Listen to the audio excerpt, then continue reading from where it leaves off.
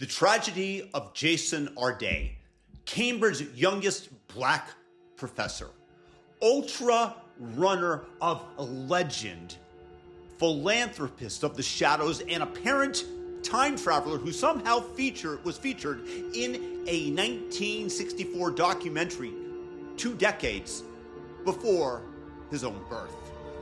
Truly, a man whose CV read like it was ghostwritten by a committee of Marvel movie writers, and a particularly ambitious ChatGPT prompt from 2023 demanding it test the outer limits of credulity of the woke mob from the mouth of a black man. Space, in this case, has been proven to be infinite, with no boundary. Woke space, that is. Guys, right now, just go ahead and thumb up the video. YouTube doesn't help this channel much, so please give it a thumb up and leave your comment below with your thoughts on this matter. Because Arday didn't just overcome adversity, he reverse engineered it, packaged it, and sold the limited edition box set to an elite university desperate for a new diversity mascot. Arday, the man, learned to speak at the age of 11, read at 18, then casually decided to run 600 miles from Edinburgh to London in 6 days, 100 miles a day, an impossible feat. Later, quietly, he downgraded it to 12 days with strategic rest and possibly a very cooperative Uber driver. He followed that with 30 marathons in 35 days, 9 of them on a leg that had ballooned to the size of a small continent after he fractured it. All the meanwhile, via the running, he raised £5.5 million for charity through a 100-person syndicate so secretive their NDAs could double as classified nuclear launch codes. And the pig's head, a creation, a reference probably to the modern Godfather movie of the 70s, the police swear it never existed, which is just further proof of how deep the cover-up goes, or how creative the origin story became after their third hit of LSD as they were writing it. Cambridge, they looked at his resume, squinted hard enough to see only the melanin attached to it, probably from the photo, and said, hire him stat before Oxford does. Merit, peer review, basic chronological consistency, those were for the little people. This was DEI in its purest form, the search for a knight in black armor, so the institution could virtue signal its way to moral superiority. That was the goal.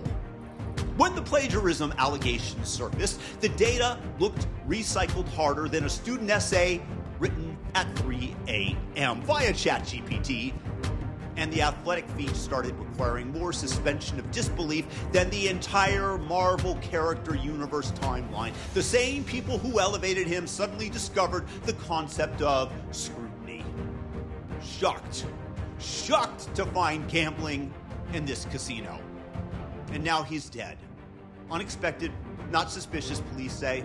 The family points to a campaign of sustained abuse. The usual suspects will mount him on the pedestal of eternal victimhood and the flame of racism to blame burning brightly below. But the real racism here was the soft bigotry of low expectations that treated skin color as a substitute for a coherent life story and rigorous scholarship. They built the pedestal, shoved their little mascot onto it, and then acted surprised when gravity and maybe a few Google searches intervened. Google, can you run 600 miles in 6 days? Negative. When the fantasy world collapsed under the weight of its own contradictions, the institution got to look solemn, issue statements about tragic news, and quietly hope the tuition-paying parents don't ask for refunds on the world-class education that Cambridge claims to be delivering.